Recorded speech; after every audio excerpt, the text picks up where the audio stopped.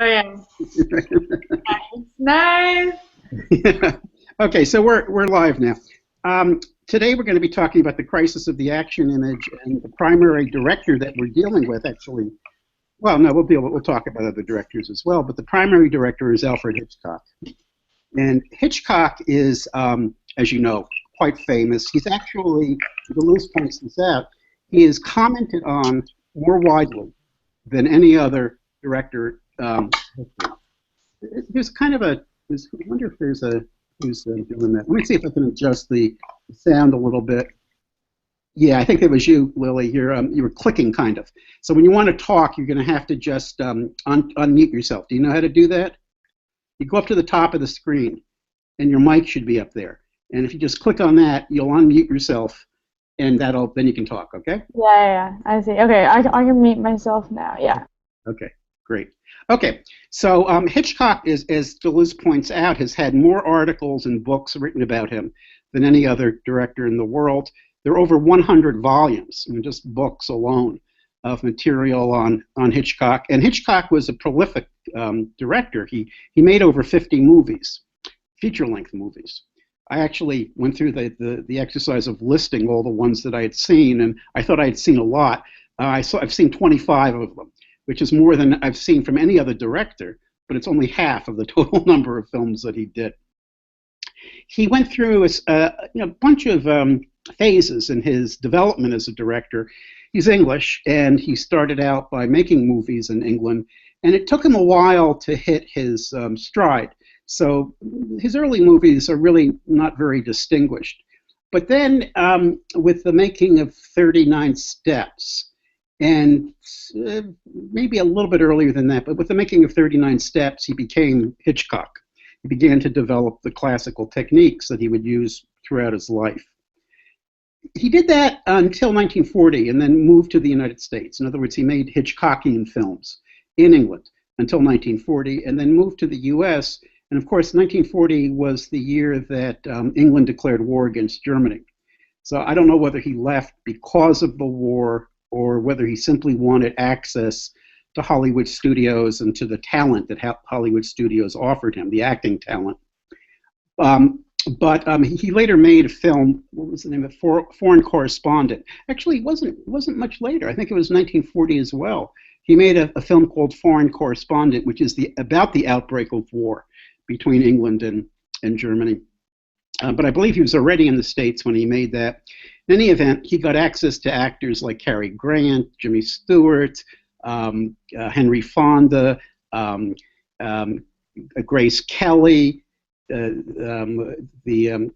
Novak. There were a whole bunch of people that he was, really superb actors and actresses that were under contract to the studios, because this was the days of the studio system. He made films in particular for David O. Selznick, who was a major producer in Hollywood. And his films, even in the American period, had different phases.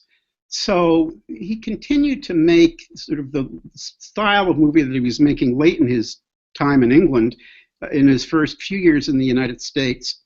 But then there was a kind of break in that, and we got to the period of, you could call it the Selznick period first, and the Selznick period was followed by what you might call the monumental films, which are things like The Birds, Psycho, and of course Vertigo, North by Northwest, and other movies. And then after that period, his films began to decline.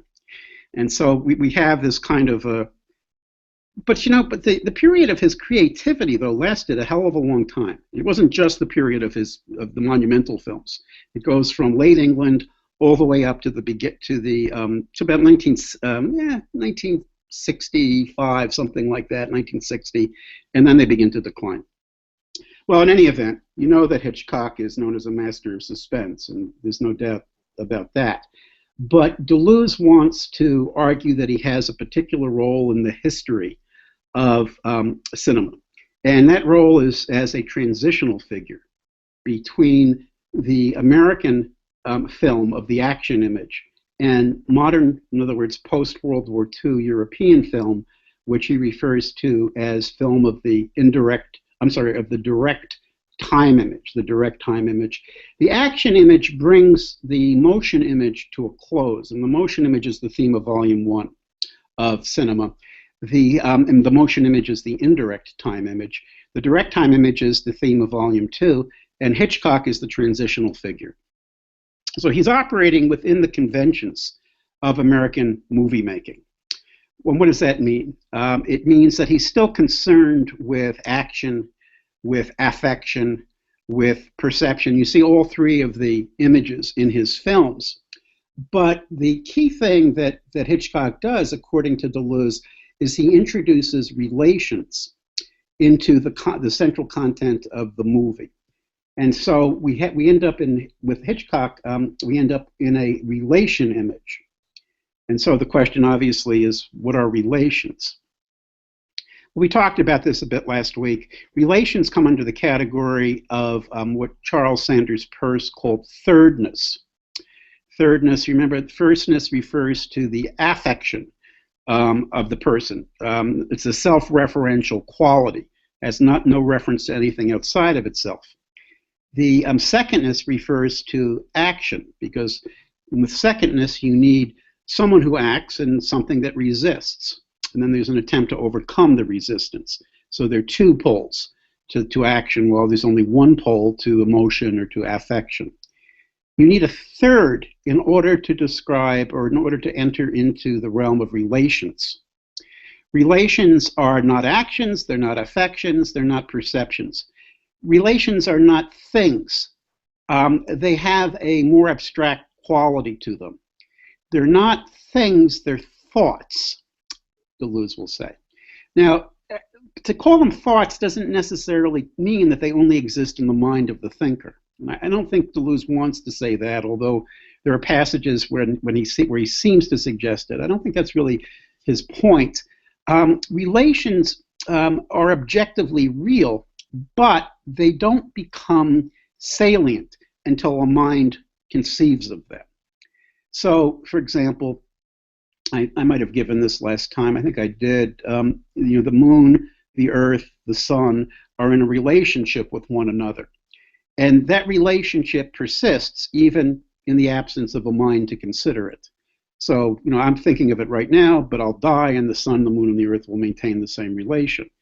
But the relation is not visible the way the sun, the moon, and the earth are visible. It's got a more abstract character, even though I would say that it's objectively abstract. So what Hitchcock does, according to Deleuze, is he refocuses film on the theme of relations. And relations are the earliest example of mental images. In other words, relations have to do with minds. At least they must be apprehended by minds rather than with our senses, and rather than with our emotional capacities, all of which have characteristics that appear in the perception, and perception obviously is directed to things that appear, objects that appear. But relations don't appear. In order to be grasped, they have to be thought of. And so the films of Hitchcock introduce the mental image into the history of film. And it's the mental image that's going to be expanded and expounded upon and so forth by European film of the post-war period. Okay, how does he do this? Well, there are a number of ways, a number of techniques that Hitchcock has. One technique involves the appearance of objects in his movies.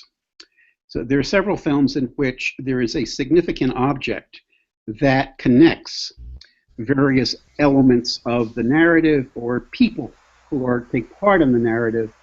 And although Deleuze does not say this, Hitchcock had a word for it. His word was the McGuffin. The McGuffin. And to be honest, I don't know where the McGuffin comes from. You can look that up. I'm sure Wikipedia explains it, the origins of the word McGuffin. But the McGuffin for Hitchcock is an object that has no meaning in itself, but simply acts in order to make a connection that advances the plot or that gets things rolling. And so, for example, there are two films in which a key plays the role of the MacGuffin. So one of them is Dial M for Murder.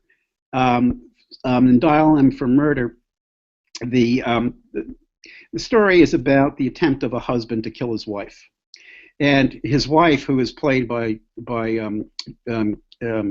Grace Kelly in the film, the man is played by Ray Milland. Ray Milland wants to kill Grace Kelly to inherit her money, but there's also another incentive, and that is Grace Kelly has a lover, and she has an American lover who's played by Robert Cummings.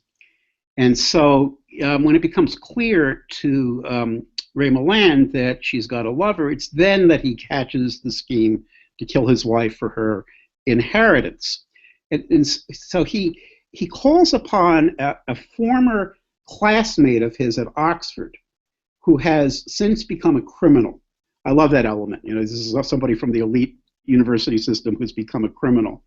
And he's become a criminal, and Milland kind of blackmails him, but also offers him a lot of money to kill his wife. And the scheme that's involved in killing the wife has to do with the fact that Milland and his wife both have a latchkey. And the latchkey is the key to their apartment. The main door to the building is unlocked. It's always unlocked, but the apartment door is locked. And so in order for the murderer to get into the apartment and to strangle his wife, which is the plan, he needs the proper latchkey. But there are only two latchkeys. Milland has one and his wife has another. Milland will need his latchkey to get back into the place. If he doesn't have it, then it becomes clear that suspicion falls on him as having been involved in the murder plot.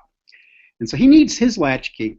So the question is, where's he going to get the second latchkey? And he gets the second latchkey by lifting it from his wife's purse. And he arranges. She talks about her desire to go out and see a film that night, but he talks her out of seeing the film and gets her to stay home, where she's a sitting duck for the murderer. He takes his wife's latchkey and he places it under a little bit of rug on the steps in the main part of the building, just outside his apartment door. And this is where he tells the murderer he will find the key. And so this, in fact, happens. He's able to plant the key. The murderer comes in to the apartment, and he hides behind the curtains. And Milland has arranged with the murderer to make a call from the party that he's at, and he's taken her lover to that same party. They don't know that he's onto them, but he takes her lover to the party, and while the two of them are at the party, he makes a phone call back to his apartment. This wakes up his wife, and the phone is near the drapes where the murderer is hiding. So Grace Kelly comes out of her bedroom and goes over to the phone, and it's her husband. She's talking on the phone, and she faces away from the curtains, and the guy wraps a stocking around her throat and starts to choke her. But she's able to get a hold of a pair of scissors that are on the desk, and she stabs the guy in the back and kills him. So it's not Grace Kelly who's killed. It's the intended murderer. Well, now her husband's got a problem, right? The whole thing has gone awry. But what he decides to do is to frame Grace Kelly for the murder of the actual murderer, and therefore arrange to have her jailed or executed. In either event, evidently, he inherits her money. So that's the new scheme that Ray Milland hatches. Well, first of all, he's got to get back Grace Kelly's key, and he's got to place it back in her pocketbook. And so, but he can't find the key. And he starts going through, when she's out of the room, he starts going through the body of the murderer. This is before the police arrive, and he finds the latchkey, and he puts it back in Grace Kelly's pocketbook. But as we find out, that latchkey will not open the door. And Milland realizes this because at one point he loses his latchkey or misplaces it, or maybe the police take it in an attempt to entrap him. And because there's a police inspector who's on to him. And so they try to entrap him. So he leaves the apartment without his key and then can't get back in. But he's been called by the police station and told that he can come down and get his wife's pocketbook and her other effects. So he does this in order to get his wife's key. But unbeknownst to him, his wife's key is actually the latch key of the dead man. So he cannot get back into the apartment with that key. And and so this is where the twist comes in. The police inspector and Robert Cummings, who are now working together, her lover, they put the key back underneath the piece of rug. And Milan figures out that, well, maybe the murderer actually took the key and put it under the rug and then opened the door, but instead of carrying the key inside the door, putting it in his pocket, he put the key back under the rug. So he looks back under the rug where the inspector has placed a key, right? And so now, once he reaches for that key, he's trapped.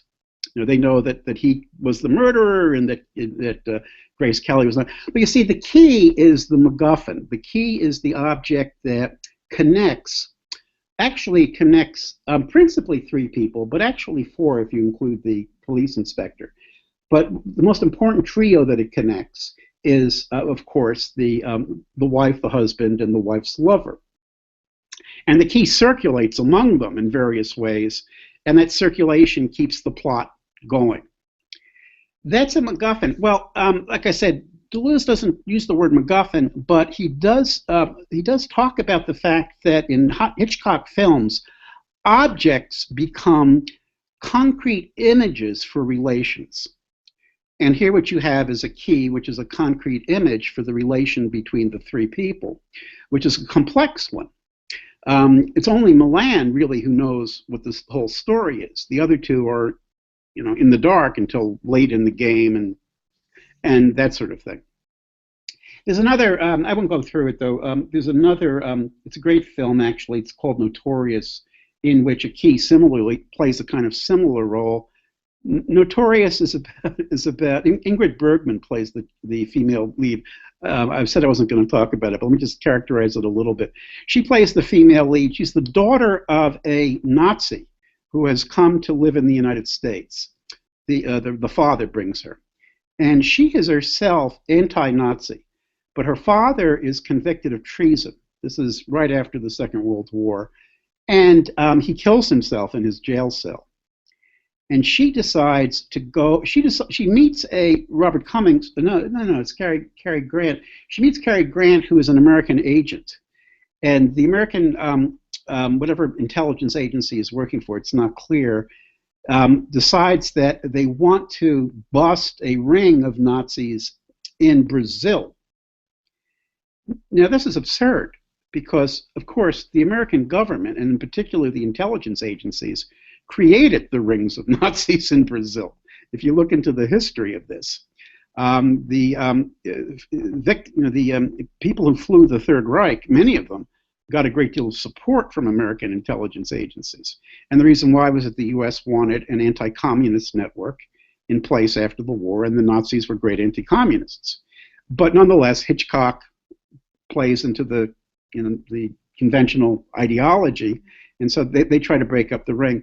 Well, the story here, what Notorious refers to is that Ingrid Bergman has had a lot of affairs with a lot of different men. And so, and of course, in the 1940s, this makes her a tramp, right? So she falls in love with Cary Grant, who falls in love with her, but Cary Grant can't quite get it through his head that he can love someone who has had sex with so many men. So she's enlisted in an attempt by the agency, a plan by the agency which involves her marrying a friend of her father's who is high in the network, the Nazi network in Brazil. And she's waiting for Cary Grant to say, no, don't do it, I love you, and all this kind of stuff. And he's waiting for her to say, I can't do it because I love you. And neither of them say anything. So she marries him, right? And then there's an elaborate plot involving a key that unlocks a wine cellar, In the wine bottles are essentially uranium. They're working on a nuclear device, and they've been digging in a part of Brazil that has uranium, and they place the uranium in wine bottles in the basement, and all this kind of stuff happens. But once again, the key connects, once again, a triad of people. And here again, we have a husband, a wife, and the wife's lover, which is interesting. I don't know what to make of it, but it's an interesting triad, and it's the key that connects all three. And she gets the key from her husband's keychain, gives it to her lover, who then opens up the wine cellar to find out what's hidden down there in the bottles. And the two of them are eventually caught, and there's all this kind of stuff that goes on, right? That has to be resolved in order for the plot to come out. But it's the key, once again, that connects the three people. He makes a distinction, Deleuze, which I find a little bit difficult to understand, I have to say. I've read it many times, and it's still obscure to me. He makes a distinction between what he calls marks and demarks. Marks, according to him, are objects that have a symbolic place. In both cases, we're dealing with symbolism here. And remember, for the symbol, this is the Persian symbol. The symbol is an example of thirdness. The symbol is connected with an object, and the object has an interpretant.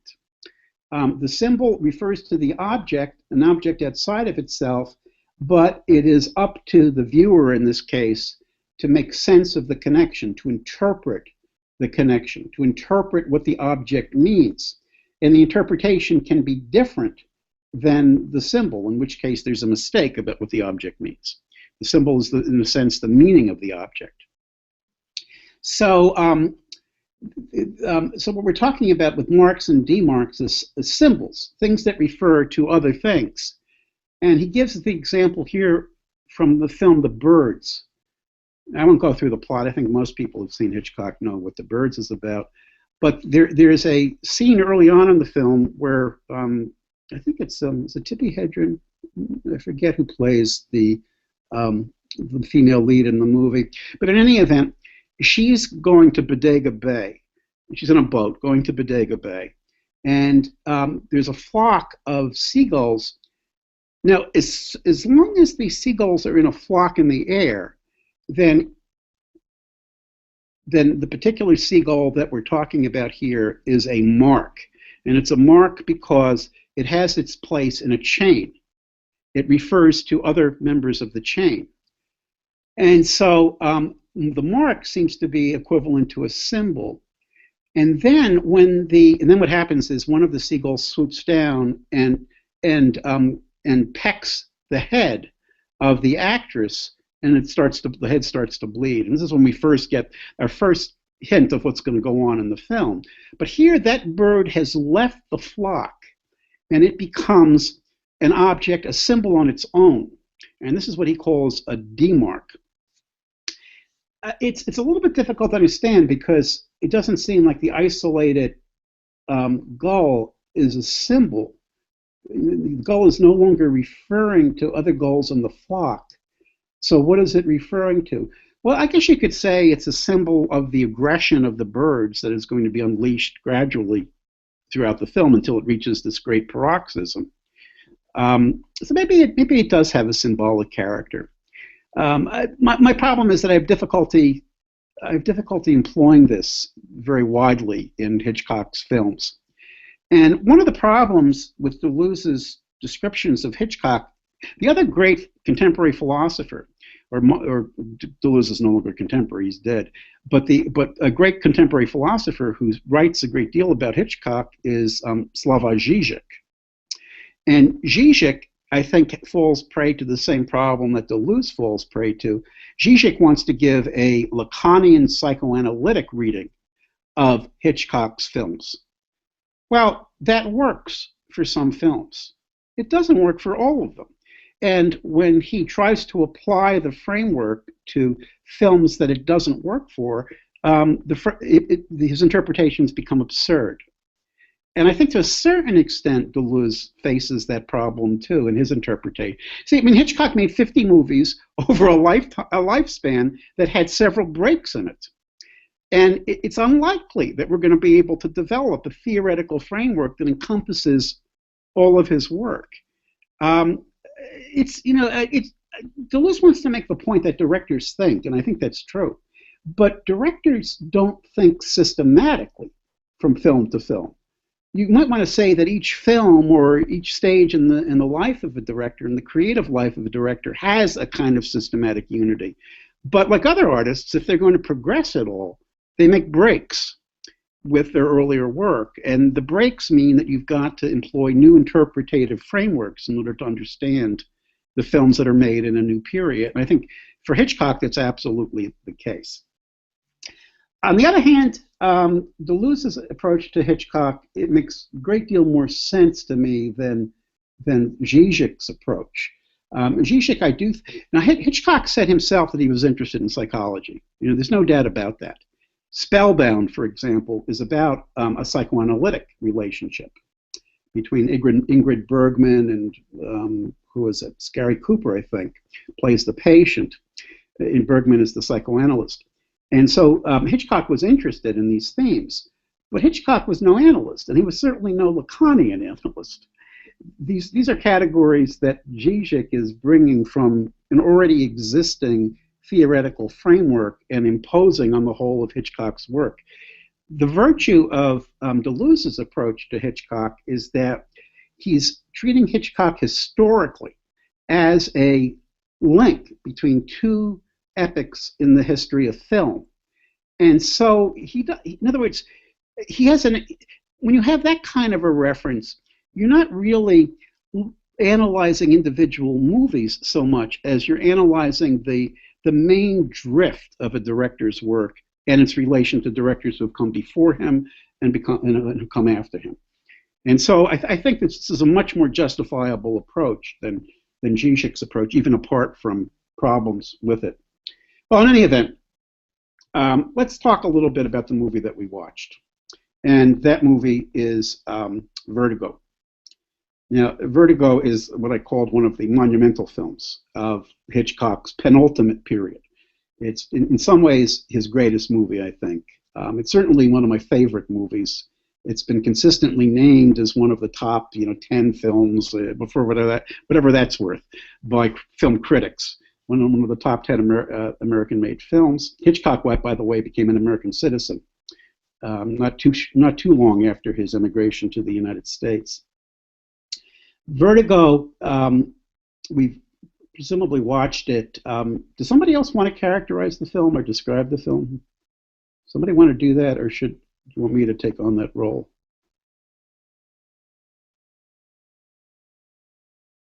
Nope. Cowards. All right, let me do it. For the purposes of people who haven't yet seen the film, or for the benefit of people who haven't yet seen the film, let me describe it. The movie is both a murder mystery and a film about a romantic relationship. Now, this actually makes Vertigo prime territory for Zizek, because not only is a sexual relationship the his meat and potatoes, but Jimmy Stewart, who plays the male lead, has a psychological disability, and his disability is his vertigo. He becomes dizzy at heights, and we see that fantastic opening scene, which Hitchcock does. He does something that he does in many of his movies. I've thought about writing an article called Hitchcock on the Heights. One of the great techniques for inducing suspense in a film audience is to place them high up with the hero and to have the hero verge on the edge of falling to his death. And also, of course, it helps if you have someone else fall to their death to highlight the danger that the hero faces. And if you take a look at there's several films in which Hitchcock does this. And if you take a look at the way the camera works, it's quite interesting, because what Hitchcock wants to do is create a feeling of vertigo in the film audience. And so he uses very odd camera what's the word for it? Camera lens lengths. So in Vertigo, he uses a technique which involves a wide-angle lens, or actually it involves a telephoto lens that becomes larger and that focuses more and more on a close-up of the street below as the camera recedes. So what you see, what seems to happen is the objects seem to maintain their distance from the camera, but at the same time you get this kind of strange feeling of space changing, and it creates a kind of feeling of vertigo. It's a brilliant cinematic technique. So the very beginning scene is Jimmy Stewart is a police inspector, and he and a uniformed policeman are chasing a perpetrator of some kind over the rooftops of San Francisco, which is where the film takes place. And there's a point where they have to hop from one roof to another. The perpetrator is in the lead, the uniformed policeman is second, Jimmy Stewart is third. The perpetrator and the uniformed policeman both make it. Jimmy Stewart doesn't, and he ends up hanging by a gutter, I guess it is. Must be, I don't know, 10 floors above ground level. So if he falls, he's clearly going to fall to his death, maybe higher. And the police officer, instead of going after the perpetrator, turns back and tries to help. But the problem is that Stewart is hanging from a gutter that is at the bottom of an inclined roof, and it's very hard for the police officer to get his footing.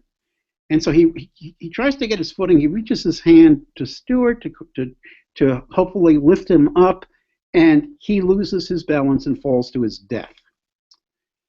And then what we see is Stewart then looking down at the policeman and experiencing vertigo. And it's his first experience of vertigo. He's never experienced it before. This comes out later in the film. And then Hitchcock does something which he does in other films too. He cuts. And he cuts to a scene of Jimmy Stewart with a cast on, or actually doesn't have a cast on his leg, but he's walking with a cane. And he's in the apartment of a female friend of his. And clearly, the cane has to do with an injury that he received as a result of this incident, but we're never told how he's saved. And it's almost impossible to imagine how he was saved. There was no one on the roof except the perpetrator and the cop, who's now dead. And so what happened? I mean, did the fire department somehow mobilize in time to bring a net? I mean, that seems ridiculous because Stewart is losing his grip, basically, as he's hanging there. We just don't know. It's never explained in the film. But Stewart has survived at the cost of an injury. All right. He's got vertigo, though, now. Vertigo is a part of him. And we know this because his female friend talks about the possibility of getting over it, and Jimmy Stewart has a theory, which is that if he climbs heights that are progressively higher, he'll get used to being at heights and therefore will no longer experience vertigo. So he sets up a kind of stool where he does this, but he experiences vertigo and falls into the arms of his friend. The next major part of the film, the next major sequence of the film, has to do with an old friend of Jimmy Stewart. It's called Scotty in the movie. An old friend of Scotty approaches him about a problem that he's got. Scotty has left the police force.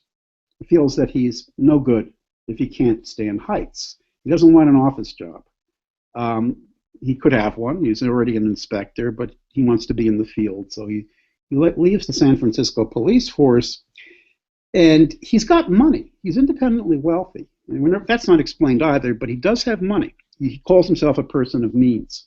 So he doesn't need to work, and he decides not to. But his friend approaches him and says that he has a problem with his wife. And the problem is that the wife goes into these kind of fugue states where she becomes a different person. And now I forget whether the husband reveals the identity of the person that she becomes. Maybe not, because this comes out subsequently in the movie. But what he wants is for Stewart to tail his wife and to find out what the story is. He's worried about her, getting killed or killing herself or whatnot. And so Stewart, after much reluctance, takes on this role as private detective. And so he begins tailing the wife, and the wife is played by, what's her name? It's not Kim Novak, it's, oh God.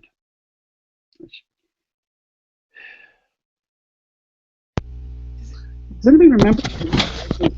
It's not Kim Novak? It is Kim Novak. Okay, it is Kim Novak. Or, I was going to say Tuesday Well, but I think it's Kim Novak. Yeah, I think you're right. It is. Yeah, yes, that's right. I was confusing Kim Novak with Tuesday Well. Yeah, it is Kim Novak. You're absolutely right. Okay, so Kim Novak plays the wife, and of course, Kim Novak is one of the great Hollywood stars. She's one of the beauties that are under contract by the studios, and so she's in the film opposite Jimmy Stewart. So Stewart begins tracking her through the course of her day. And she goes to various places. She goes to a graveyard and stops before the gravestone of a woman by the name of Carlotta Valdez. And then she goes to a portrait gallery, and she sits before the portrait of a woman in a gown with a necklace around her, a very sort of elaborate necklace around her neck, and the hair of the woman in the portrait and the hair of Kim Novak are done up in exactly the same way. And what this involves is a bun and back that maintains a kind of swirl. Now, this is interesting. This is another example of the McGuffin, because the swirl is a symbol. The swirl is a symbol of vertigo.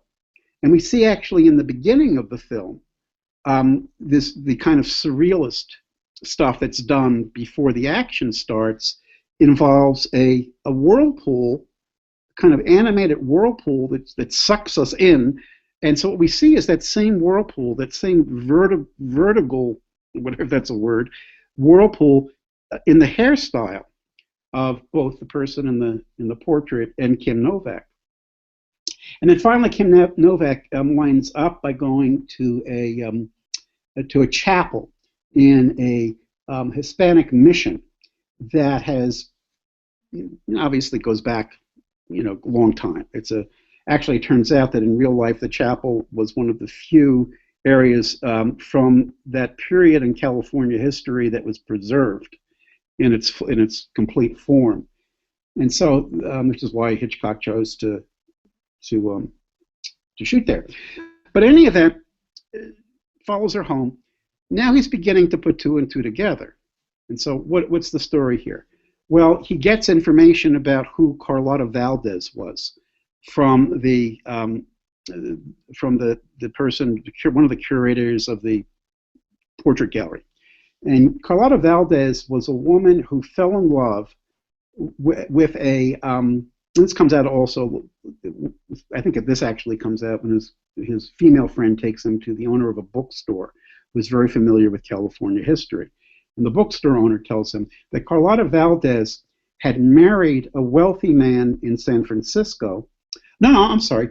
Carlotta Valdez was, once again, we get the theme of the mistress and the married couple here. Carlotta Valdez was the mistress of a wealthy man who lived in San Francisco 150 years ago, something like that, 100 years ago. And she had a baby by him. But he took the baby and he raised the baby as his own. In other words, he took the baby into his household with his wife, and the two of them raised the child, and Carlotta was distraught at this. These were the days, the bookstore owner says, where men had the power to do this, especially wealthy men had the power to do this. So, so Carlotta then became almost sort of semi-catatonic. She would wander through the streets of San Francisco asking people where her baby was. And until finally she kills herself. Now, what Stewart figures out is that Kim Novak character, Madeline is the name in the film. Madeline is identifying with Carlotta. And when she goes into her fugue states, she in essence becomes Carlotta and visits the various places where Carlotta had, major events that occurred in the story of Carlotta. Her grave, the portrait gallery that sort of captures her image in a painting, and then the mission, the significance of which he's not clear about yet. And so he reports back to his friend and tells him this, and it turns out that Carlotta Valdez was the great-grandmother of Madeline. And so the theory now is that when Madeline goes into the fugue states, it's her great-grandmother who is possessing her. She becomes Carlotta Valdez. And of course, the problem is that Carlotta Valdez ended by killing herself. And this is the path that Madeline is on.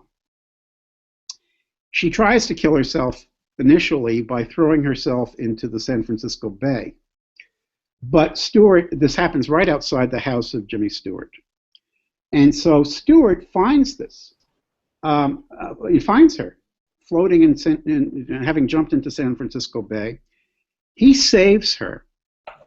And then we see the theme of Eros brought up immediately, because Hitchcock does what he often does, especially during the Hays Code, although I think the Hays Code may have been lifted by the time this movie was made.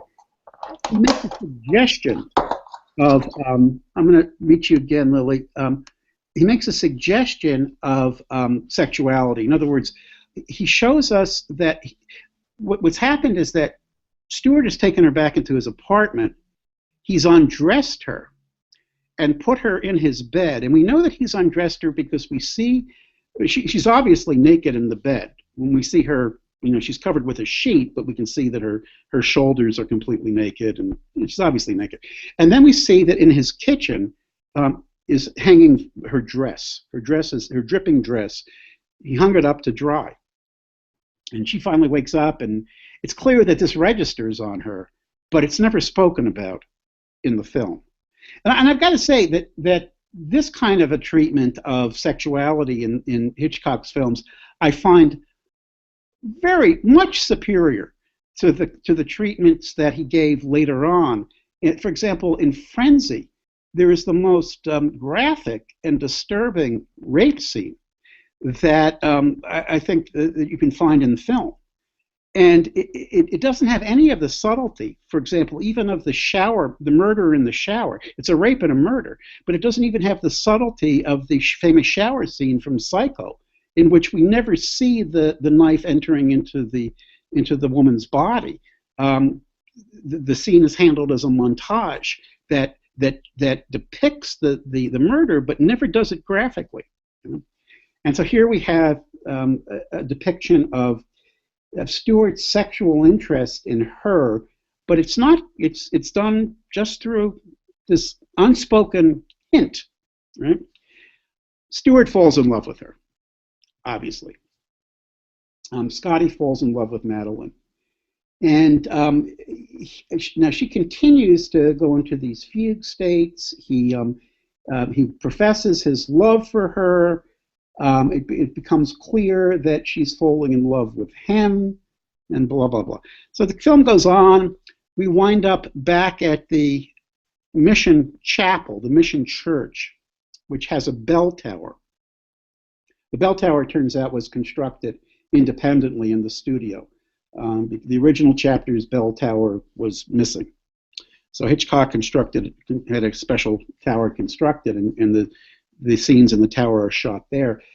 But what happens is Madeline breaks loose from Jimmy Stewart after saying something to him like, this wasn't supposed to happen, or it wasn't supposed to happen like this, referring to the fact that she's fallen in love with him. She then climbs the stairs of the bell tower.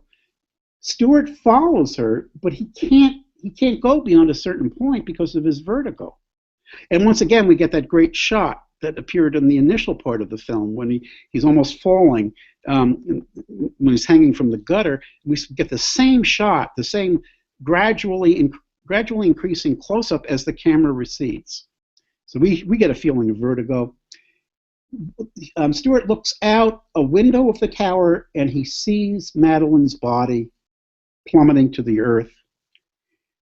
She's killed herself. And the nuns come and get the body and so forth, and then we see Stewart inside a mental institution. Obviously, he can't even communicate with his female friend who comes to visit him. He's completely disturbed. And so he's there, obviously, for a while, and then finally released. But he's, once again, he's shaken by his love for this woman who has killed herself, and also by the kind of occult theme of her being possessed by her grandmother or great-grandmother, Carlotta Valdez, and then reliving the fate of Carlotta Valdez. And so he returns to some places where they were together, but of course she's not there.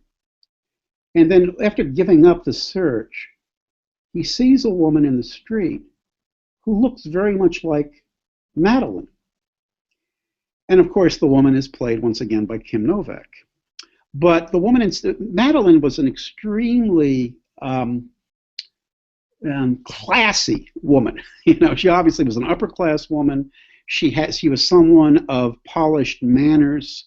Her appearance was very, it was groomed in such a way that she could have been a model.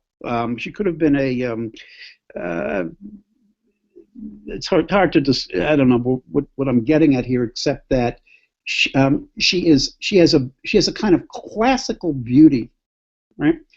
The woman whose name I forget now, who he thinks resembles Madeline, also played by Kim Novak, is kind of she's wears too much makeup. She is a clerk in a store. She's not from the upper class. She's a member of the lower class, and so she's quite different than Madeline. But she looks like her, and so Stewart approaches her, and she's initially kind of freaked out, but eventually the two of them begin seeing one another. And then, but Stewart, this isn't good enough for Stewart, because what Stewart has to do is to recreate Madeline. And so he does it by taking her out and insisting that she buy clothing, or that he buy for her the kind of clothing that Madeline wore, and that she have her hair redone in the way that Madeline's hair was done, and that her makeup be done differently, and the whole bit. And she looks now exactly like Madeline. But it's a very strange relationship, because Stewart is not in love with the actual woman. He's in love with Madeline, whom he's recreated in the form of, the actual woman is just a kind of mannequin for his fantasy about the dead Madeline. Well, Madeline, the new Madeline, makes an error. And that is, she's going to be taken out to dinner by Stewart, and she opens up her dresser drawer, and she takes out of it the necklace that Madeline wore, and that was the copy of, or the same necklace that's in the portrait of Carlotta Valdez. So now Stewart knows the truth. This woman was the real Madeline. And what does that mean? Well, he begins to put two and two together. And so he takes her to the mission church, and he forces her to listen to his reconstruction of what happened. What happened was that Madeline and Stewart's old friend, Scotty's old friend, were involved in a conspiracy to kill his friend's wife. Madeline played the role of the friend's wife, but of course was not the friend's wife. Once again, Madeline was a mistress of the friend. The two of them conspired to kill the wife, and the way they did it was the wife was killed before her body was brought to the top of the tower, the bell tower. The friend knew that Stewart would not be able to follow Madeline all the way up the tower because of his vertigo. So when Stewart freezes, that's a part of the plan. So the two of them had. The body of the dead wife is thrown off of the bell tower, and Stewart thinks it is Madeline who has jumped. And so when the police come to investigate the crime, Stewart is able to describe what husband. The woman committed suicide. In other words, this guy's wife committed suicide. And here we get another, husband, wife, mistress triad, right? It's Stewart is in love with the wife of his old friend. But finally, this is all dawned on him, and he's sort of aggressively pursuing Madeline up the stairs of the bell tower, but in the process, it becomes clear that he's conquered his vertigo. And he gets to the top of the bell tower. She's at the top of the bell tower. A nun has come to the top of the bell tower, sort of unbeknownst to the two of them. And Madeline sees the nun and is startled and falls backward over the edge of the tower to her death. So the bogus suicide is reenacted in the form of not a suicide, but an accidental death, but of the same exact character as the original supposed suicide. Madeline is now killed, and we see in this very last scene, Stewart comes extremely close to the edge of the bell tower. He stands on it without any fear, looking down at the dead body of Madeline. That's the end of the film. Now, it's a brilliant movie. I mean, first of all, just the plot, which is the only thing I've described really, except for that one piece of camera work. It's a brilliant plot, and Hitchcock handles it with extreme mastery. There's no doubt about it. Again, we've got here, and I guess what Deleuze says about Hitchcock is that he uses really two traditional genre paradigms, if you want to put it that way. The detective movie and the what is the other one? The crime drama, right? The detective movie and the crime drama. He draws on both of these, but what he gives us is neither a detective movie nor a crime drama in the classical sense. What he gives us is a vehicle for the presentation of a mental relation or a series of mental relations. And here, obviously, what we've got is, well, what do we have? We've got we've got two love triangles. And the love triangle is a perfect example of thirdness, right?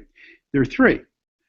And so it's a perfect example of a relationship in Deleuze's parlance. So we've got the love triangle between Carlotta, her lover, and her lover's wife, in which Carlotta is ultimately done in. We have the love triangle between Stewart, or between Scotty, Madeline, and Scotty's old friend, in which, once again, the Carlotta character, in this case, Madeline, is undone. And then we have these other relationships that seem to cross time. So we've got the relationship between, or the supposed relationship between the great-grandmother and Madeline. The great-grandmother has possessed Madeline, and the possession recreates the triangle. This isn't a part of the murder plot. It's what happens in reality, right? She possesses Madeline. Neither Madeline nor Scotty's old friend have any idea that Scotty's going to fall in love with her, but he does. And so he recreates the original scenario, the original relationship that happened over 100 years ago. The suicide of, the suicide of Carlotta anticipates the plummet to her death of the real Madeline, but also the murder of the actual wife. And so what we've got here is a complex set of relationships which don't become clear until the very end of the film. So, okay, so what are we saying here? What we're saying is that this is Hitchcock is a master of suspense, and this is a very suspenseful film, like all of Hitchcock's films.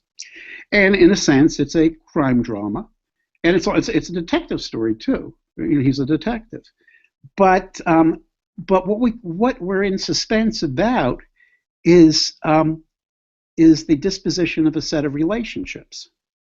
In other words, what ends the narrative tension is our understanding of the relationships, which are quite complex. And so it's not a sort of simple narrative device that ends the suspense. It's an intellectual recognition of a complex situation. And so this is what Deleuze means by a mental image, or by the appearance of the mental image as a set of relationships.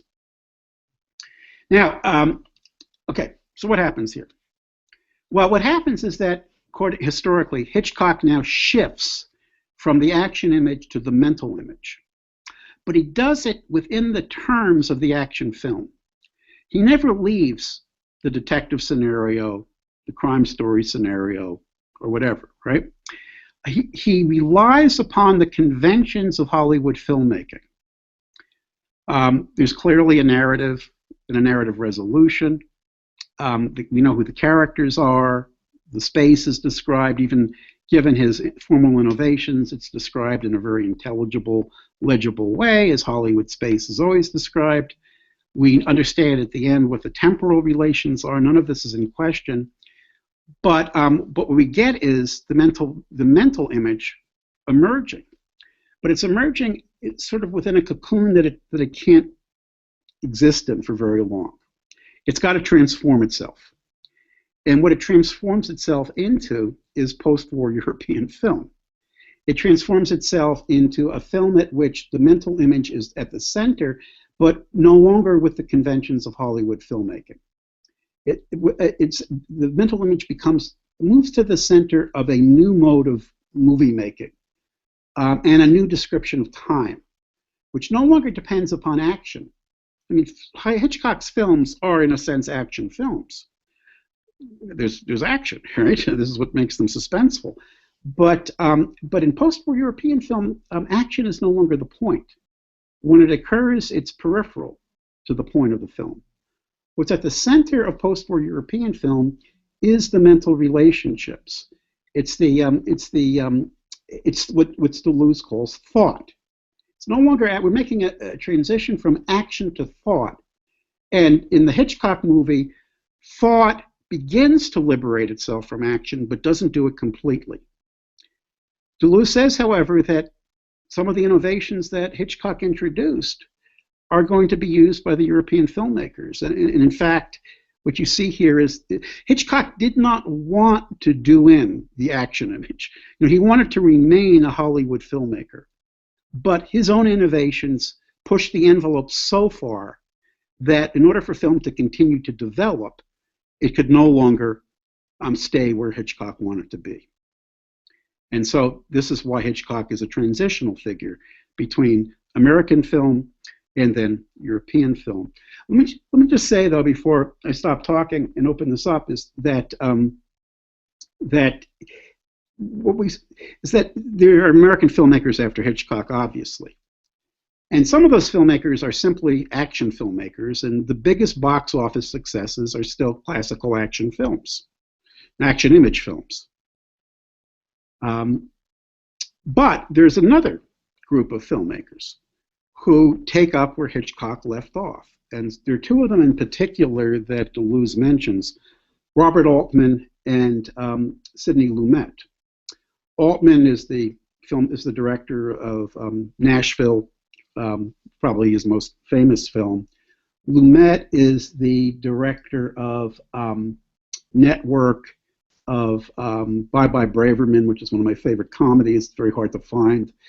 And so Lumet and Altman begin making movies in which there's still a reference to the idiom of American filmmaking, but it becomes much more attenuated than in Hitchcock's movies. So take an example, and Mac, I think you brought this up last or 2 weeks ago. Take the example of Network. What happens in Network? Well, in Network, there are characters and there are lines of action, but there's no coherence to the film. And this is at Altman's, this is Altman's wish. This is what his aesthetic project is. It's to follow groups of people in such a way that we pick up bits and pieces of stories, but the stories are never knit together into a whole. And this is what Deleuze calls dispersion. Dispersion. And for him, dispersion is one of 5 signs of the disintegration of the action image. Dispersion. Take a look at Network, which is a Lumet film. What happens in Network? Well, what happens in Network is that it becomes clear that there is a kind of conspiracy that's operating in the background of the film. The conspiracy is the media conspiracy, but it's a kind of media slash corporate capital slash organized crime entity. But it's not the kind of organized crime entity that occurs, for example, in The Godfather. It's not a discrete thing. It's the atmosphere of the whole film. And so this is another sign of the disintegration of the action image. In other words, when the conspiracy becomes generalized, it can't be tracked down, it can't be eliminated. The police can't find out who's guilty. What the conspiracy means is that whatever occurs in the film is out of the hands of the actors. In a sense, the actors are no longer acting in the action image sense because they can't control anything.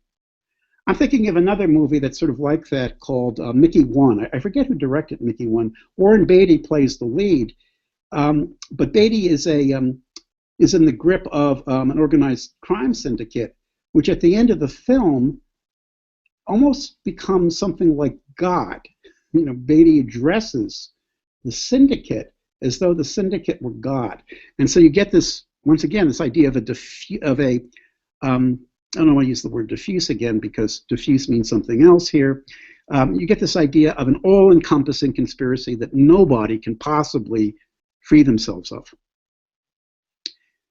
There are other examples or other symbols of the decline or the destruction of the action image beyond Hitchcock. And another one is a journey. Now, classical journey film from this period, does anybody know what it is? We're talking about the late 60s, early 70s. It's Easy Rider. Easy Rider. Dennis Hopper. I believe Dennis Hopper directed it. Dennis Hopper is also one of the main characters in it. Peter Fonda is the other main character. And they play 2 motorcycle ists. But they're motorcyclists of a strange kind. They're not Hell's Angels. They're hippie motorcyclists. And they're moving through parts of the United States where hippies are hated. The Deep South, the West, and that kind of thing. And the film ends badly for the 2 of them. But what the film has is the structure of a meandering journey. The 2 of them aren't headed anywhere. Right? They're just on the road. It's sort of like who wrote On the Road? Was it Ferlinghetti? No, it's Kerouac. Kerouac wrote On the Road. Yeah, Kerouac wrote On the Road. It's an example. It's a film example of On the Road. You just get in your car and you go someplace. Doesn't matter where. You get on your motorcycle and you just ride. And the fact that the voyage isn't headed anywhere once again indicates the disintegration of the overall narrative structure that keeps action film coherent. So we've got dispersion of situations. We've got conspiracies. We've got the journey.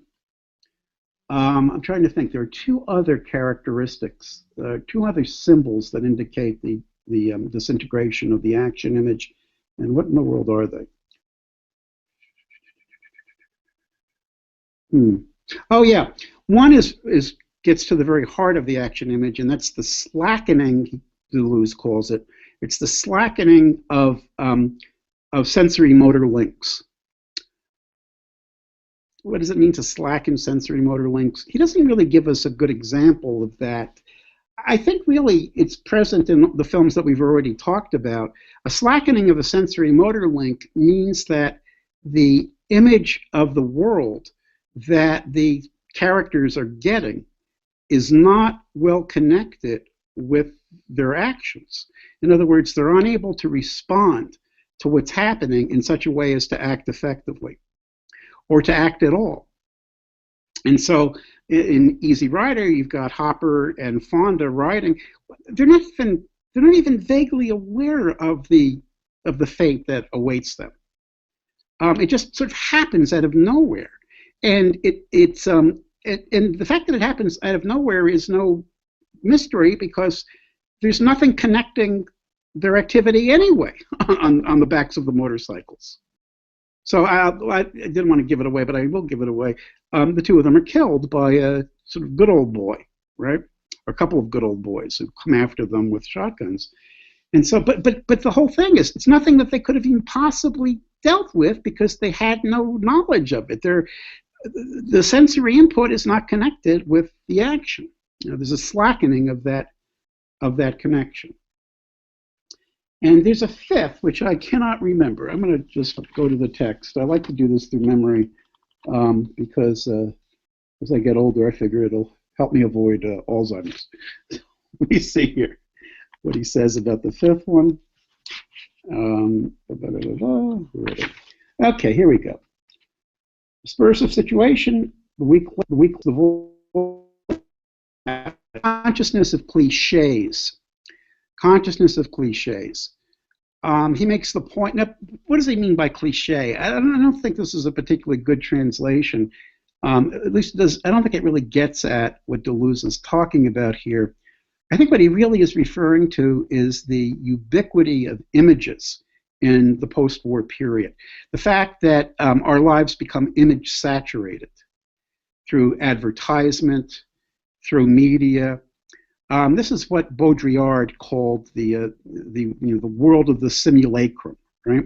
That we become less and less able to distinguish between images and reality as images become more centrally incorporated into reality.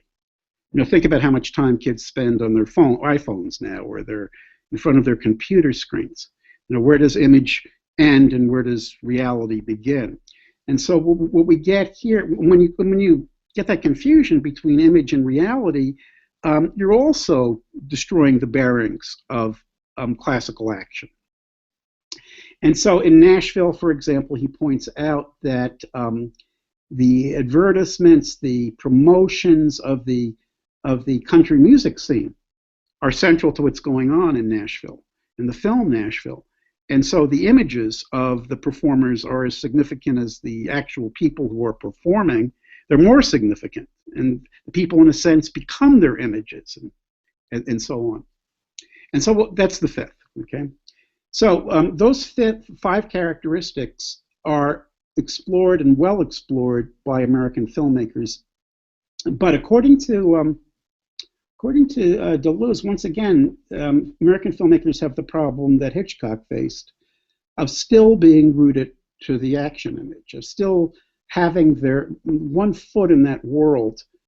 I don't know if that's completely fair, to be honest.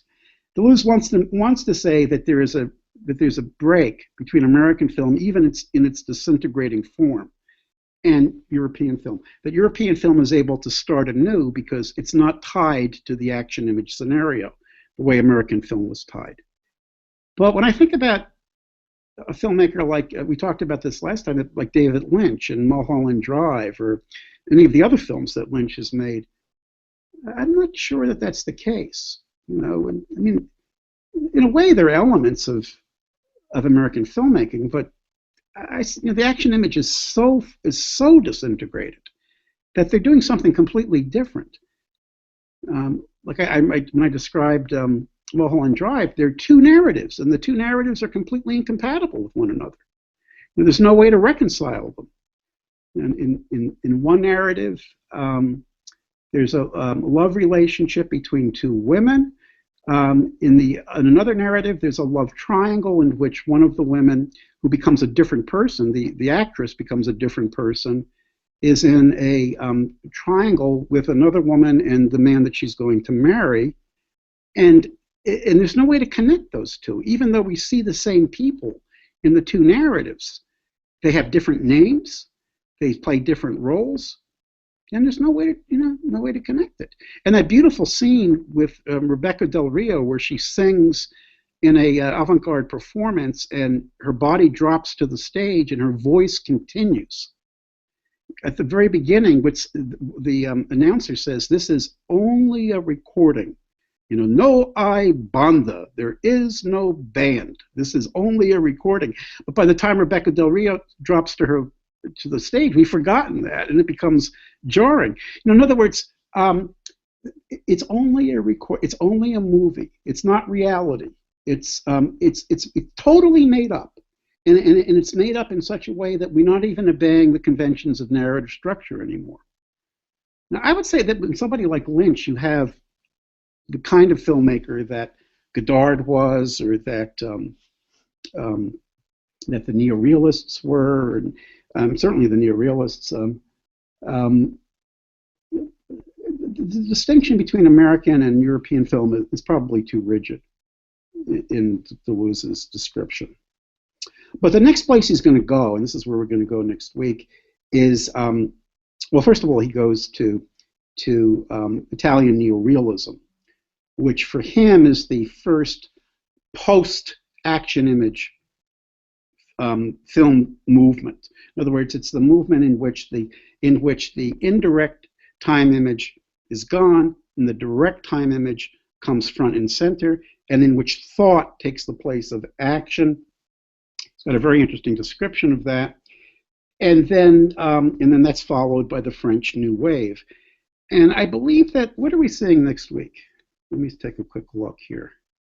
I think we're going directly to the New Wave. I don't think we have time for neorealism. Let me just take a quick look and see where we are.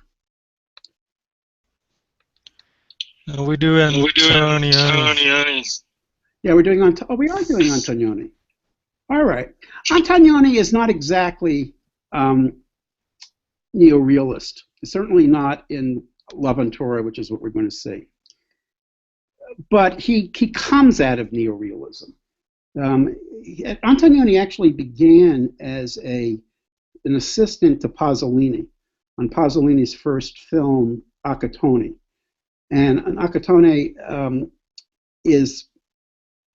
it has neorealist elements. It's about the underclass, what we would now call the urban underclass in the Borgate, which is the suburbs, the proletarian suburbs surrounding Rome. And it's got touches of neorealism. The neorealists, for example, did not use professional actors. And the actors in Accattone are not professional actors, with one exception. The neorealists shot in city streets. They did not like studio work, and Accattone is shot in city streets. So there's a heavy neorealist element in this film by Pasolini, but Pasolini very quickly gets beyond neorealism, and so does Antonioni. But you can say that Antonioni, since he was an assistant to Pasolini in that movie, begins with a neorealist orientation, and then moves beyond it. Let me just talk real quickly about, well, actually, rather than do that, because that's going to come up next week when we take a look at Antonioni's great film L'Avventura.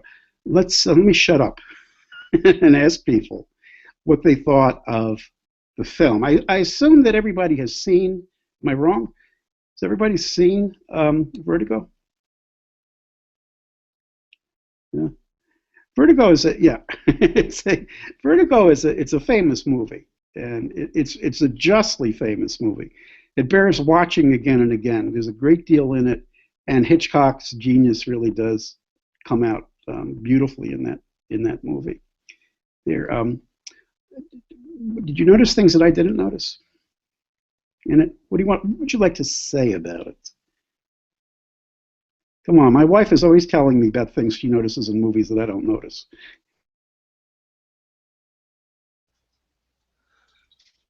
Well, I thought it was interesting that Deleuze said that Vertigo was really a property of the Madeline character. He said that first, but then he said, well, of course, it's also Scotty. I'm sorry, Mac. I was trying to get your image on screen, and can you repeat what you just said? Well, he mentions that the Vertigo is a property of the Madeline character. Yeah. Of the different relationships that the same can have with the same, or something like that. Yeah, that's an obscure statement. I read that, and I also puzzled over that. Yeah. What is he referring to here? I think what he's referring to is the fact that Madeline, as she initially appears, is supposed to be kind of walking reincarnation of, or temporary reincarnation of her great-grandmother. I think when he talks about Vertigo, what he's talking about in this case is a kind of bottomless depth to the character. Now, this is what we first know, but then what we later learn is that Madeline is not Madeline. She's an imposter playing Madeline, and so you've got even further, bottomless. You go one level further, and then we find out that this woman who is quite different than the character who plays Madeline is actually, the person that played Madeline. And so, what you get is these. I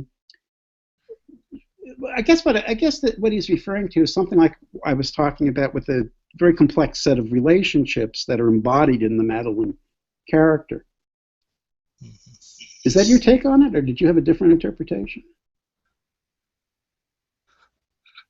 That's my take on it. It's just that it made me think about the film a little differently, I guess.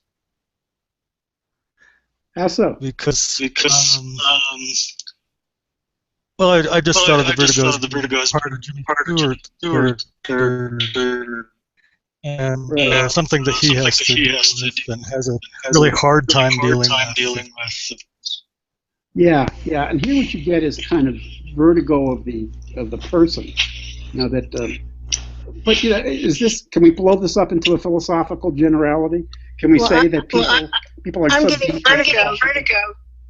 Listening to echoes on your. Yeah, mine or Max? I'm hearing my own voice, Mac's voice. I'm not getting that. Is anybody else getting? Mac is breaking up a little bit for me, but I can understand him. It may be my headset. Yeah, I don't know, Pixels. Oh, there were a whole bunch of. Yeah, you said it's tipping. Does Carlotta's necklace become a demark? I'm looking at a text that Max sent. Does Carlotta's necklace become a demark? Well, certainly it loses its place. Certainly, its place was around the neck of Carlotta and around the neck of Madeline, and it shows up around the neck of the woman that Stewart does not know played the fake Madeline, right? So yeah, in that sense, it loses its place in a series. It becomes separated, and so it becomes the symbol. That's a good point, actually. It becomes the symbol, like the key is the symbol in the two films that I described to the relationships. It becomes the symbol that's the key to the relationships. I think that really is a good point. You're right, Judy. It's the real girl's name. I should know that. It's my sister's name. Yeah. Yeah, that's a good point about the necklace and the demark. Hitchcock is always doing this, and this is one thing that actually lends itself to Zizek's approach, because when you get an object like that, you can treat it as a fetish, right? And you can see it as connected with underlying conflicts, underlying Oedipal relations, all kinds of things. What we don't have in Vertigo is a theme that's very prevalent in Hitchcock's films, and that is the relationship between a man and his mother. This is in Psycho. It's in North by Northwest. It's in a whole bunch of movies, and Zizek is able to make hay out of that. For example, in his interpretation of the birds is fairly well known because it occurs in the film A Pervert's Guide to Cinema. He interprets the birds as maternal superego, right? Maternal superego, because what we have in the movie is Tippi Hedren, who is romantically interested in the male lead, but his mother is quite jealous and wants to prevent a relationship.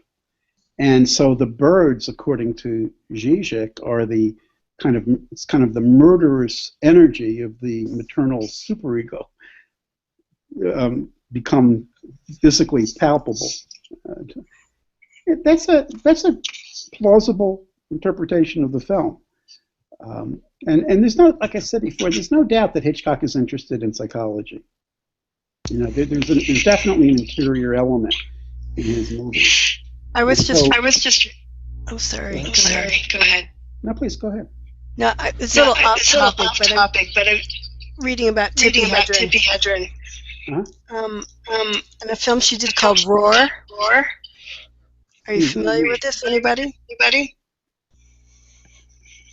The film was shot with it, directed by her husband at the time, and used their real kids in Africa with real large cats. And just about everybody who worked on the film was injured by a cat attack. Yeah. But I'd be curious how that film would play out in like how Deleuze is looking at that idea of, because it deals with the psychology of the father of the character, bringing people into the environment with all of these wild animals in it. Right. But it was just thinking of Tippi Hedren. What's the name of her husband directed it, you said? Yeah, I can't remember his name, but she was married to him at the time. Yeah. Melanie Griffith, her daughter, was in it and got attacked. Oh, Jesus. It's considered one of the most bizarre films, but also one of the most dangerous films ever shot. Yeah. Boy, I tell you, I just saw a film clip. My brother-in-law, whom I was visiting in Florida, runs a zoo, and he was watching a film clip of a man being killed by a big cat, by a lion. The guy, it was in Africa, and it was at the border of two countries, and I guess the car was stopped, have their papers checked or whatnot, and they were approached by a bunch of big cats. But this guy gets out of the car to get up close to one of the lions to take his photograph, and that's it. The lion goes after him, and he's dead. Yeah, you don't want to mess with big cats, that's for sure. But it does make you're making a point here that reminds me of something, and that is of the work of John Cassavetes, whom Deleuze does reference as one of the avant-garde American filmmakers who represent the ultimate dissolution of the action image. Because Cassavetes routinely cast his family in his movies. So the female lead is almost always Gina Rowland, who was his wife. He often casts his friends. A good friend of his was Peter Falk. Ben Gazzara was another good friend. And then he casts his mother. He cast, for example, in A Woman Under the Influence, which is a fabulous film, Cassavetes cast his wife, Peter Falk in the role of Gena Rowland's husband. Falk's mother plays, or maybe it's Cassavetes' mother plays the Falk character's mother, and then Gena Rowland's mother plays the Gena Rowland's character's mother. One of the kids, or maybe all the kids in the film, are Cassavetes' kids. I mean, it's, you know, he does this in almost all of his movies. And this is what I mean. He doesn't have any big cats, but No. but in a way, Well, these weren't trained cats either. These were actually real, like wild animals. right. But also, Hitchcock is also famous for always having a cameo in his films. That's true. Yeah. But I don't remember cameo would have been Vertigo. Yeah. Where was the cameo in Vertigo? You know, his cameos are always so quick that you sort of register him and then you forget, you know, where he was in the movie. But he's definitely. I did see him in Vertigo, but I can't remember at the moment. Yeah. Yeah. Hitchcock. Oh, this is another point about Hitchcock's films that Deleuze makes, and that is that Hitchcock incorporates the audience into the film. And he also incorporates, obviously, the director into the film by making cameo appearances in his movies. What he means by incorporating the audience into his film is that in Hitchcock movies, especially in the ones that he references, the character, and this happens in Vertigo as well as in Rear Window, another film with Jimmy Stewart in the lead role, the character becomes paralyzed. And so Jimmy Stewart is paralyzed with vertigo in Vertigo, and then Jimmy Stewart is paralyzed because he was in an accident and has a cast on his leg and is confined to his apartment in Rear Window. And what the paralysis does in both cases is it makes them witnesses who cannot act. And the fact that they're witnesses who cannot act means that they become sort of stand-ins or equivalents of the audience, you know, who watches a film. They can only witness what's going on in the film, but cannot act in the context of the film. So if you think about Rear Window, which is a clearer example than Vertigo, in Rear Window, Stewart is confined to his apartment, and he's looking out the rear window of his apartment at the buildings across the way. And each of the apartments has a set of windows, and the windows become movie screens in essence. You know, he's watching the show that's playing out behind each of these screens. And this is how he gets onto the main show, which is about a guy who kills his wife, right? But it's because he cannot act that he must that he becomes the witness. And he makes the point about Rear Window, Deleuze does, that what this means is that Stewart is in the role of the spectator who must decipher the true relationships between the man and his wife in this case. The man and the wife and her purse. Her purse is the McGuffin in this scenario, right? The man, the wife, and her purse. You know, is the wife gone is the relationship between a husband and a wife who's off somewhere visiting a relative, or is it the relationship between a victim and a murderer? You know, what's going on here? And so it's because now Zizek, of course, would see this as voyeurism, right? Which it is. You know, Stewart is the ultimate voyeur in this film.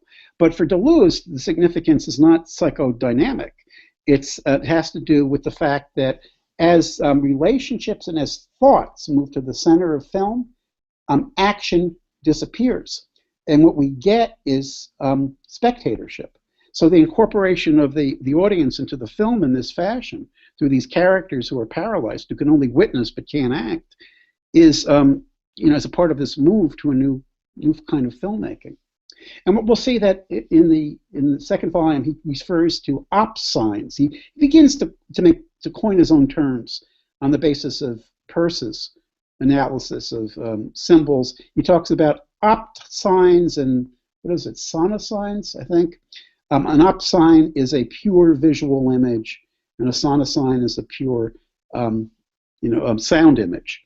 And in both cases, he sees these things as emerging as central to European filmmaking. In other words, what's important in European film is not action; it's the scene without connection to action. It's the visual occur. He gives an example. Let me give it to you. Rossellini did a movie called Stromboli. Ingrid Bergman once again plays the lead role, in this case in the Rossellini film. Rossellini was a great neorealist, Italian neorealist filmmaker. And in Stromboli, she plays a woman who marries a fisherman who lives on a small island off the coast of mainland Italy. And it's in a volcanic island. The volcano erupts occasionally. It's hard to believe, but this village exists on the same island as a volcano that erupts. And she becomes the wife of and it's mostly an attempt to get out of her own country that leads her to marry this fisherman. She doesn't love him, and she doesn't like the life that she's leading. It's a brutal kind of existence. There's a famous scene involving tuna fishing in which the brutality comes out. Her husband is sort of a typical, Italian male of that period, very patriarchal. And she decides she's going to leave him. But in order to leave him, she's got to get to the other side of the island. And in order to get to the other side of the island, she has to cross the volcano. So she climbs up to the top of the volcano, and she loses her way. But she not only loses her way, but the volcano begins to erupt. And so she falls asleep and then awakens. And she looks at this scene of the erupting volcano. And she says something like, "I'm finished. This is such beauty. I'm finished." She refers both to the fact that she's not likely to make it down again, and the fact that what she's witnessing is incredibly beautiful, even though it means her own death. So the fact that she can't escape is what Deleuze calls the slackening of the sensory motor connection. But what she sees is something that would not be seen from the vantage point of an action film. It's a pure optical image. And he's going to, what Deleuze is going to claim is that it's in the form of pure optical and pure sound images that we get a new time image in these movies. And let me just give you a little bit of hint about this, because we'll deal with this in the second volume. But the pure, think about a film by the Japanese filmmaker Ozu, who was probably the first Japanese filmmaker to become popular in the West. Ozu made films as early as the 30s, but I think he's best known in the West for the films that he made after the Second World War. And there's a great film in which Ozu was famous for interior shots, or action, which takes place entirely inside homes. And the action is very muted. There's nothing very dramatic that happens in Ozu movies. But there's a scene in which the camera focuses on a vase, and the vase casts a shadow. Well, the sun changes its position and the shadow moves, but the vase, of course, is not changed. And what Deleuze claims is that this is, first of all, a pure optical image, but it's also a direct image of time. That the vase is the time image, because the content of time changes, but time itself does not. It's what abides. And so the vase becomes a symbol for a duration that simply expands, but never, but it's always there. It's always there. And he talks about another Ozu film where there's a young girl. The camera focuses on the face of a young girl, and what we see is her becoming sort of sad, and more sad until she begins to cry. And tears begin to come down her cheek. But for him, this is another direct time image. You know, the face becomes the symbol of time upon which events occur, but it does not itself change. Well, you know, you can challenge these particular examples if you like, but his basic notion is that in European film, it's no longer action that's central. It's no longer motion, time described through the medium of motion that's at the center. It's the direct time image, and it's the direct time image as a mental image, as a matter of thought, rather than a matter of action. And so the purpose of the direct time image is to initiate a train of thought. And this is why, and I think I might have said this 2 weeks ago, this is why Americans don't like European film, post-war European film. Most Americans, because they find it too intellectual. You know, I mean, why do you want to go to a movie to think, right? You go to a movie to be entertained. You don't want to sit there and try to figure out what's going on. But see, what I think in some ways Hitchcock's genius is to place the thought image at the center. In other words, we must figure out what's going on. Our whole job in the film is to figure out what's going on. But it's the suspense is what keeps us riveted to the screen. And so it's both entertainment and thought, you know, at the same one and the same time. We're going to be doing Volume 2. We're starting Volume 2 next week. Volume 2, I hate to tell you, this will scare the hell out of UMass students, but in some ways Volume 2 is harder than Volume 1. The reason why is not so much the way he describes film, and which is often very brilliant, but it has to do with the fact that in Volume 2, Deleuze is getting to the core of what he believes time is. And the way I look at the 2 volumes of cinema, I think I read them much differently than most people do. I see them as a work in ontology, in the nature of reality. See, I mean, the 2 volumes of cinema have been taken up mostly by film people. And so they're read and they become very popular among critics and among film theorists and even among filmmakers. But philosophers don't usually have very much to do with the 2 volumes of cinema. My own view is that the 2 volumes of cinema are Deleuze's consummate philosophical work. They're the most mature expression of his ontology, and the way I see Deleuze is that he was fundamentally an ontologist. In other words, he was someone who was interested in creating new concepts for understanding reality, and that, like a lot of philosophers of the 20th century, which is where he was, time becomes central to that project. So Heidegger, of course, his great work in ontology, which in a sense really revived the philosophical discipline, is called Being in Time. And the fact that the time image is at the center of the 2 volumes of cinema also indicates the centrality of time to our understanding of reality. Or another way of putting it is to say that reality is essentially temporal. That Deleuze, like Heidegger, abandons the idea that there's a realm above that of time, that there's a kind of an eternal sphere that the philosopher should be contemplating, which is really the Platonic idea. It's the idea of Plato. It's the idea of Christian philosophy throughout the Middle Ages. It's even the idea of many of the early modern philosophers, although they tend to push the transcendent dimension into the self. So it now becomes the ego rather than heaven that is the repository of eternal categories, for example, in the case of Kant. But for Deleuze, nothing escapes time. And so if you want to understand reality, you must understand time. And this is why I think the book is really a treatment of the 2 volumes.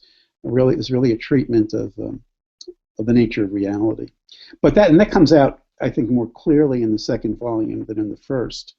And so this is what makes the 2nd volume both, from my point of view, more interesting, but more difficult than the 1st volume. So when you brought up about Americans not liking foreign films. I was wondering, what is the first film you saw, Gary? Say it again now? What was the first foreign film that you saw? Oh my God. I remember mine. Well, tell us, because I would have to do a lot of thinking to get to that one. What was the first one you saw? Mine was Victor Hugo's daughter. The one. I think the one with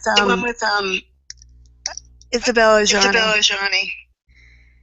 I'm not familiar with the film. Victor Hugo's daughter. Do you know who the director was? I have to look it up now. Yeah, Victor Hugo's daughter. Wow, I've never heard of it. You two, either of you remember the first foreign film you've seen?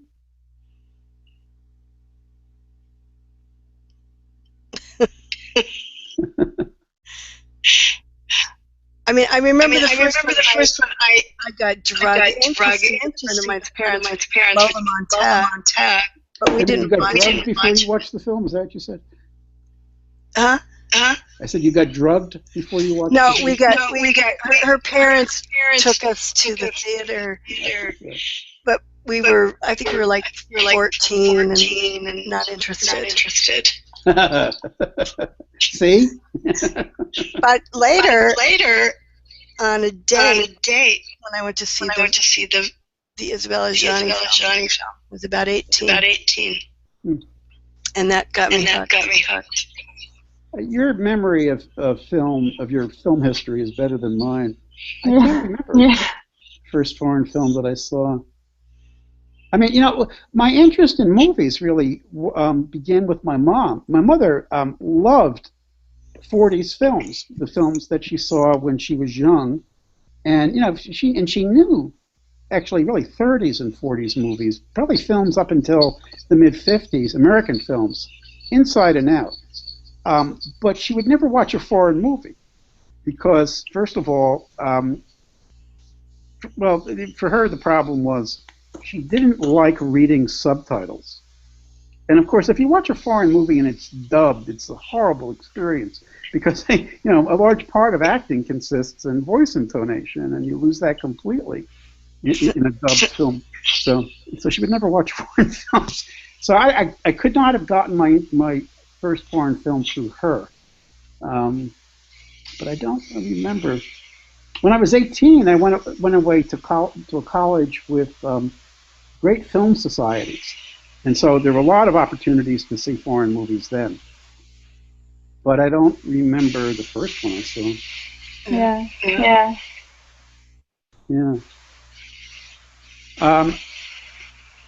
And I have to say that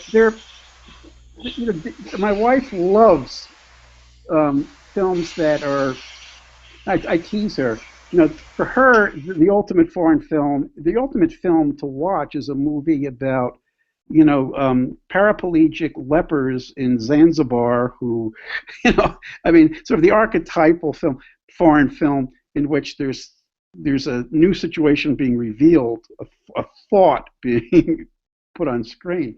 But I often do want to be entertained by movies, I've got to admit. I like to be entertained by films, and there are times when I just don't want to think as a result of, in movies. And so, of course, I love foreign films too, but this is why Hitchcock is such a great compromise. So Hitchcock both initiates thought, and he's also incredibly entertaining. I was just reading the concern about the virtual reality headsets and practical applications for it. Mm-hmm. One of the things they talked about are more even like the Google Glass, more like augmented reality, is using it for subtitled films. So you'll be able to position the subtitles where it's more for you to watch a film. That's funny. My God. But actually makes it easier to read it while watching the movie. So you don't have that kind of eye movement where you're looking down and back up at the film. Right. So what do? You superimpose it in the center of the screen, and isn't that distracting? I think you can adjust it in a way that Well, I guess it works better with your iron or something. Yeah. Yeah. Yeah. Well, it's a new world certainly, and the virtual. There's a great film theorist, Andre Bazin, who wrote for Cahiers du Cinéma, the great. Actually, he founded it. He was one of the founders of it. The great French film journal, who talks about total film, and his idea is that the purpose of film is really to come as close as possible to a replica of reality. And this is a kind of theory that's no longer fashionable, but it's very interesting. He refers to film as a kind of decal that you peel off of reality. He recognizes that it's never possible to get to the limit of this, right? You cannot replicate reality in film. But, for example, he was very happy to see 3D come along in films. He was happy that sound came along. In other words, whatever can add to the immersive experience of movies for him was a step in the direction of total cinema. And so he would have been quite thrilled. I mean, he would died before this became available, but he would have been quite thrilled with virtual reality techniques, to place people in the center of things. And certainly, go ahead. I just the story of Adele H. Story of Adele H. Yeah, I've heard of that film. I haven't seen it. Story of Adele H. And who is the filmmaker? Did you get that? Let me look at it again. Story of Adele H. Yeah. Who was the daughter of Right. I'm wondering if that's one of the new ways. It's Truffaut, right? Yeah. Okay. Truffaut, by the way, wrote a great book on Hitchcock. Truffaut's book on Hitchcock was the beginning of the elevation of Hitchcock to the level of an auteur, right? The French, it's interesting because after the war, the French took an intense interest in American film, and they began to see American film as art cinema. In other words, they challenged the distinction between the European and the American. And Hitchcock was one of the primary figures that enabled them to do this, and the book by Truffaut was, a classic in Hitchcock interpretation. So Cahiers du Cinéma, they ran articles about all kinds of American directors. They particularly liked what's his name, the guy who did Joseph Loewy, and then also Nicholas Ray, the guy who made Rebel Without a Cause. Right? They loved Ray's work, but there were a number of American directors that they embraced, including, and this has always been a joke in America, but it's no joke in France, including Jerry Lewis. That baffles me. Yeah, I know. Generally baffles Americans. But Deleuze writes about Jerry Lewis. He's taken seriously in France. He's seen as a serious as a comic filmmaker, maker of the first order. No. For us, it just seems like silliness. But it'd be interesting to actually look at that and see more broadly than Deleuze, to look at it and see how the French theorists argue, in support of their thesis that Jerry Lewis movies are, works of art. He's gotten all kinds of awards in France. It's amazing. He's laughed or scoffed at it in the United States, and then he goes to France and he's feted. He's lauded as a great filmmaker. Yeah, that is kind of fun. Yeah. Well, folks, I think we're coming to the end of this session. It's about 7 minutes, about 6 minutes to go in the 2 hours, and I've run out of things to say. If anybody else wants to say anything, please do. Lily, it's great having you back. Are we going to see you again, or is this a one-time thing? Yeah, I mean, now I'm back in New York, and I definitely need to concentrate on reading, and I need to rewatch Vertigo.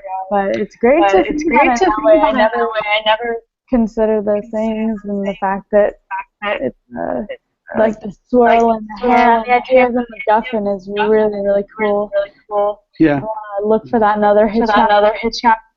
Yeah. Because I feel like that is a staple of his work. Yeah. And you can also watch every bit of me that you've missed. Yeah, exactly. All the classes are archived on YouTube. So, and it's not just me, it's the students who participated in the discussion as well. Well, it's good to have you back on this side of the ocean. Yeah, definitely. And that's okay. So, folks, we'll see each other next week then. And next week is Love on Torah. Okay. Cool. Bye now. Thanks so much, Gary. Thanks, Gary. Take care. Bye. Now. Bye.